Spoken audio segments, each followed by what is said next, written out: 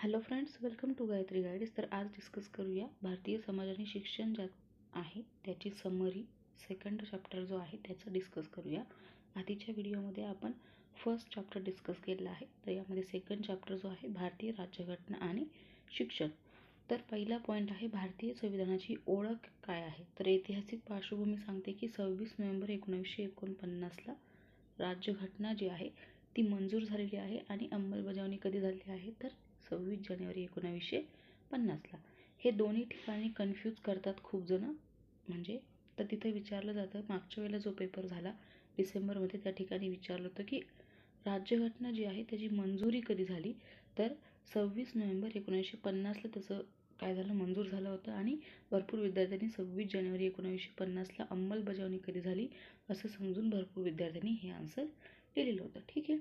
तर त्यानंतर second point आहे भारतीय राज्यघटना त्याची प्रक्रिया काय आहे. निर्मिती प्रक्रिया 29 ऑगस्ट 1947 साली डॉक्टर बाबासाहेब आंबेडकर जे आहे त्यांच्या अध्यक्षतेखाली भारतीय संविधानाची काय झाली होती, निर्मिती झाली होती. ठीक आहे. नंतरचं पॉईंट आहे की भारतीय राज्यघटना संविधान आणि स्वरूप. त्याचं स्वरूप कसं आहे संविधानाचं, तर त्यामध्ये संविधानाची मूल्य आहे तर कोणती असणार आहे, संपूर्ण स्वतंत्र. त्यानंतर आहे लोकांचे सार्वभौमत्व, धर्मनिरपेक्षता, समाजवाद, लोकशाही, लोकशाहीमध्ये संघराज्य प्रणाली आणि एकात्मता हे दोन असणार आहे.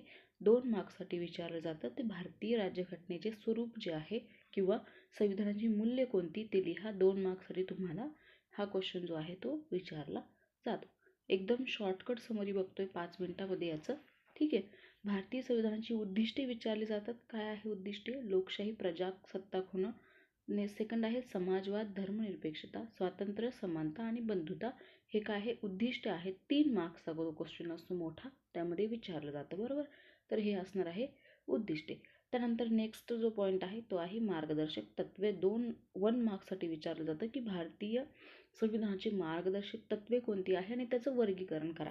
तर पहिलं आहे शासन संस्थेच्या धोरणाविषयीचे मार्गदर्शक तत्वे आणि नागरिकांच्या हक्काविषयीचे. शासन संस्थेची काय येते, धोरण येतात आणि नागरिकांचे काय येतात, हक्क येतात. लक्षात ठेवायचं आहे, कन्फ्यूज करायचं नाही आहे. मार्गदर्शक तत्वे हे जे 2 शब्द आहेत ते सेम असणार आहे.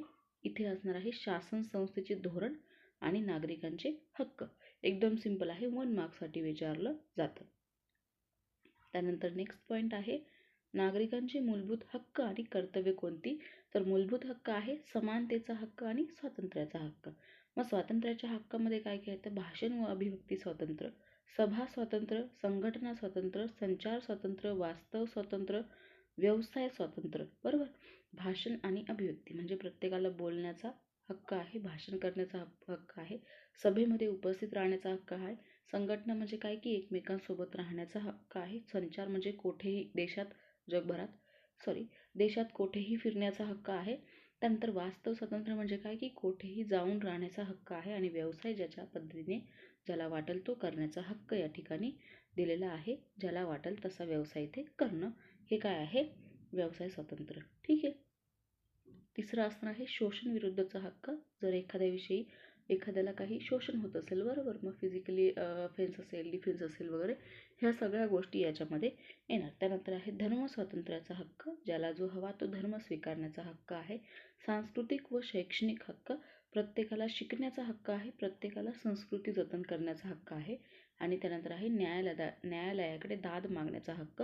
म्हणजे जर काही चुकलेलं असेल किंवा कोणी तुमच्यावर अन्याय केलेला असेल तर त्याच्याकडे न्याय मागण्याचा काय आहे, हक्क प्रत्येकाकडे असणार आहे. प्रत्येकजण न्यायाची किंवा न्यायालयाची दाद करू शकतो. ठीक आहे. हे पण विचारलं जातं तुम्हाला. त्यानंतर नागरिकांची मूलभूत कर्तव्ये. मूलभूत कर्तव्यामध्ये आहे संविधानाचं पालन करणं. सगळ्यात मेन कर्तव्य असणार आहे की आपलं जे संविधान आहे त्याचं पालन करणं. राष्ट्रगीत, राष्ट्रध्वज यांचा मान, देशाचे रक्षण करणं, भेदभाव विसरून एकोपा निर्माण करणं, सांस्कृतिक वारशांचे जतन करणं, पर्यावरण संरक्षण करणं, वैज्ञानिक दृष्टिकोन जो आहे तो जपणं आणि मालमत्तेचे जतन करणं इत्यादी काय असणार आहे आपले, हे नागरिकांची मूलभूत कर्तव्य आहे. मूलभूत कर्तव्य आणि मूलभूत मूल्य आणि मूलभूत स्वातंत्र्य हे लक्षात घेऊन व्यवस्थितपणे, आणि मूलभूत हक्कसुद्धा हे व्यवस्थितपणे लक्षात घ्यायचं आहे. मग आन्सर लिहायचं आहे, कन्फ्युजन करायचं नाही. संघराज्य प्रणाली आहे. 3 स्टेपमध्ये आपली जी काही भारतीय संघराज्य प्रणाली आहे ती अस्तर आहे. पहिला आहे कार्यकारी, कायदेकारी आणि न्यायालय, एक्झिक्युटिव्ह, लेजिस्लेटिव्ह आणि ज्युडिशियल. हे काय विचारलं जात नाही, परंतु लक्षात ठेवायचं 1 मार्क्ससाठी विचारलं गेलं तर सिंपल आहे. त्यानंतर आहे संविधानाची वैशिष्ट्य. हा जो प्रश्न आहे हा विचारला जातोच, खूप जास्त इम्पॉर्टंट आहे संविधानाची वैशिष्ट्ये. तर त्यामध्ये काय आहे, संसदीय लोकशाही, नंतर आहे मूलभूत अधिकार, सामाजिक न्याय, न्यायालयीन पुनर्विलोकन, संघराज्य प्रणाली आणि मार्गदर्शक तत्वे. हे काय असणार आहे, संविधानाची वैशिष्ट्ये असतात. त्यामध्ये पहिला आहे शिक्षण आणि बालकांसंबंधीची जे काही धोरणे आहे, कलमे आहे आणि तरतुदी आहे. त्यामध्ये बाबासाहेब आंबेडकरांनी म्हटलेलं आहे, शिका, संघटित व्हा आणि संघर्ष करा. जे काही कलम तरतुदी वगैरे आहे त्यातला जो काही शिक्षणाचा RTE जो आहे तो जास्त करून विचारला जातो. इथे मी तुम्हाला दिलेलं पण आहे. हा RTE विचारला जातो. 93वी घटना दुरुस्तीनुसार 2006ची जो काही आहे त्याच्यानुसार संविधानातील शिक्षणविषयक तरतुदी त्यामध्ये दिलेल्या आहे. त्यामध्ये फक्त RTE बऱ्यापैकी विचारलं जातो. याच्या व्यतिरिक्त मला काय अजून दुसरा एखादा दिसलेला नाही. RTE व्यवस्थितपणे करून जायचं आहे. त्यानंतर आहे बालकांसंबंधी संविधानातील ज्या काही तरतुदी आहे त्याच्यामध्ये पॉक्सो ॲक्ट वगैरे येतात, ते सगळं यामध्ये येतं, ते आपण पुढे बघणारच आहोत.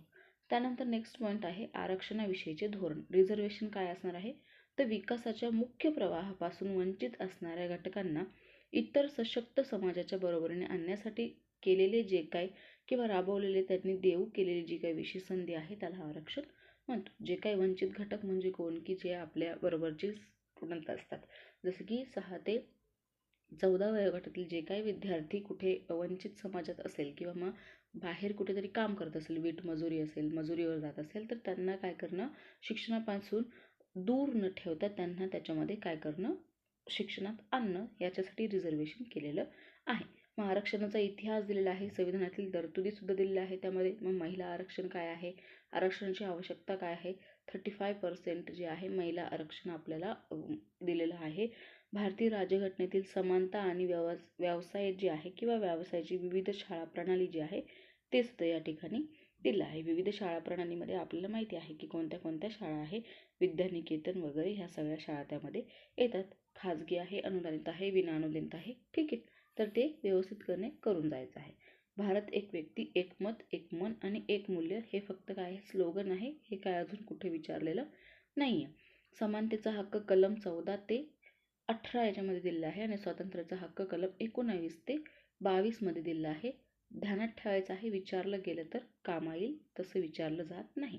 ठीक आहे, घटनेतील जे काय मार्गदर्शक तत्वे आहे ते व्यवस्थितपणे लक्षात ठेवायचे आहे. संविधानाची उद्देशिका काय आहे, सरनामा काय आहे, ते व्यवस्थितपणे ध्यानात ठेवायचं आहे. विविध शाळा प्रणालीमध्ये काय आहे, शासकीय शाळा, त्याच्यामध्ये नवोदय विद्यालय, केंद्रीय, शासकीय सराव, सैनिकी, आश्रमशाळा आणि विद्यानिकेतन. बरोबर.